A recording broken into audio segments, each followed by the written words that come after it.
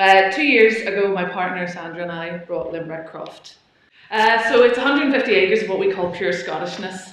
It's heathery hill, it's woodland, it's grassland and it's bog. Now, our backgrounds are mainly in conservation land management. We'd worked for the National Trust as rangers and spent some time in the Scottish borders planting new native woodlands on landscape scale ecological restoration projects. The point I want to make is that we've never run an agricultural business. We'd work with farmers and with livestock but never had our own. So our vision is simple: to farm with, alongside, as part of nature. Our objectives are to increase diversity, to be healthy and happy, to share our stories, and to make enough money to cover our costs and grow our business. Our team to deliver these objectives is huge. There's myself and Sandra, 23 hens, soon to double to 50. We've got 6 Highland cattle, 3 Oxford Sandy and black pigs, a few thousand honeybees, and the existing tree, flora, mammal, invertebrate and fungi life already on the croft.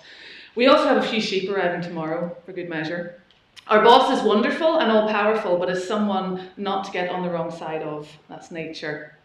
So when we purchased Lynbreck, we had no money and a debt.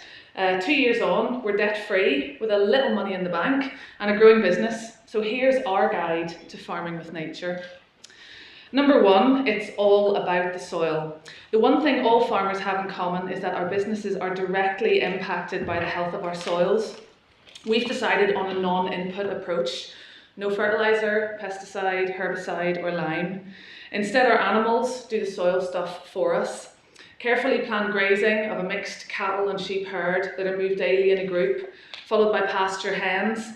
Keeping animals moving, avoiding damage to the ground, scattering cow and sheep pats as natural fertiliser, eating grubs, eating enough but not too much, and allowing lots of rest time for the ground. That's the ultimate model we're working on and learning more about every day. Everything must build soil. Number 2, controversial, it's not all about the money. At present, we don't claim subsidy payment. We're new to the whole basic payment system, and we find that the list of rules and regulations clouds our ability to make our own decisions. But that means we're pushed to be more inventive, to make our money in other ways, to work harder. And there is other grant funding that we have managed to make work for us. We received the Young Farmers Startup Grant. We've used the New Entrants Capital Grant and the Crofting Grant schemes to help restore our old byre and build a new barn. We've accessed forestry and woodland trust grants, all of which we've been able to make work for Lynbreck. We're trying to build a business that will wipe its nose and stand on its own 2 feet, but only enter into grant agreements if they are 100% right for Lynbreck. Number 3, trees are our greatest asset. We have 3 hectares of established woodland, and so far we have planted an additional 23,000 trees and set aside an additional 9 hectares of natural regeneration. In the short term, we have gained. We entered a woodland creation scheme, and with the exception of the deer fence, we did all the work ourselves. The application, the planning, the ground prep, the planting. That meant we got to pay ourselves, immediately adding financial value to the croft on land which was poor in terms of diversity and grazing capacity. It would always have run at a loss. In the long term, we've gained. When established, this will be a new diverse woodland habitat that will provide a large area of protected, sheltered grazing with an abundance of grasses, herbs and tree leaf forage. I may not live to see that, but that's not the point. We've planted 1 kilometre of native hedgerow to provide shelter for ourselves and our grazers, to link habitats and to provide food for birds and insects.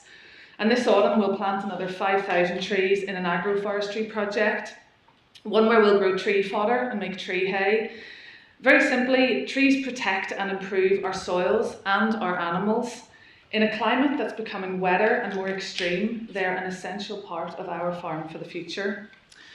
Number 4, engage, educate and inspire. We are social media junkies, not out of choice, but it's a way we can share with the world openly what we are doing. We spend a huge amount of our time showing people around the croft, from locals who buy our produce to important people in organisations such as this one, the Forestry Commission. The chap in the green jacket there is the conservator for the Highlands and Islands. Woodland Trust, we've got CEO Becky Spate there and Carol Evans, who's head of Woodland Trust Scotland. And the Organic Research Centre, who are based in the south of England, but are still taking an interest in what we're doing. And in the last couple of months, we've done 2 shows for BBC Radio 4. We've held our first training course, and we're working on a number of collaborative projects with national businesses. All of this is exhausting, and it doesn't pay the bills yet. But we feel it's integral to what we do, and we know over time we'll reap social and economic benefits for our business. This has actually already started. And when people come to Lynbreck, when they connect with the land and this way of life, it ultimately energises and motivates us to keep going. People want us to succeed. Number 5, mind your language. Language is powerful. What we say can greatly influence others, and not always for the better. In farming and other land uses, the following words are often used: marginal, unimproved, improved, less favoured area, severely disadvantaged area, vermin, pests.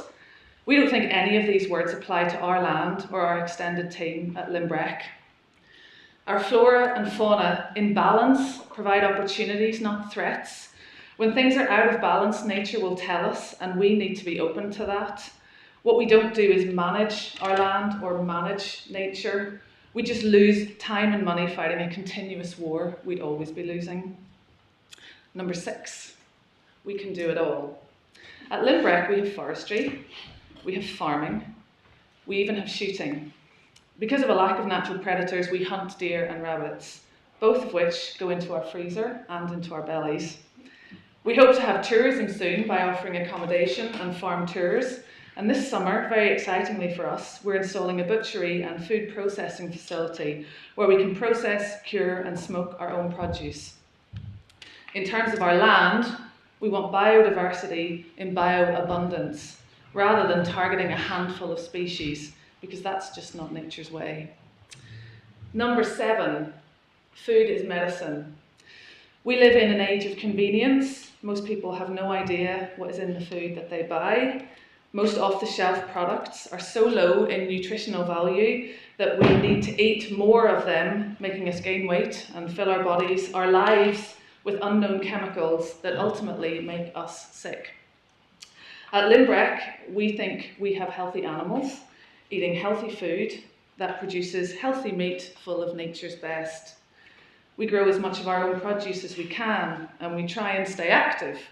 We walk out to feed our pigs twice a day rather than always jumping on the quad bike. We use a scythe to cut back small areas of rush and scrub, and we fell and chop our own firewood rather than buying it in. All of this does take more time, but we think it's time well spent. And the final in our series, number 8, is we need you. Collaboration, cooperation and community are not buzzwords to us. They are integral to what we want to achieve. If you like what we do, then we need your support. We need you to share this story of farming with nature, all of these stories. As Wendell Berry says, eating inextricably influences agriculture. That means if you want farming with nature, you need to buy farming with nature. That means more money, more money than convenience meat and veg or milk. But what is it at the end of the day that actually costs you more? So that's a summary of who we are and what we are about at Lynbreck. We want to share what it is that we do.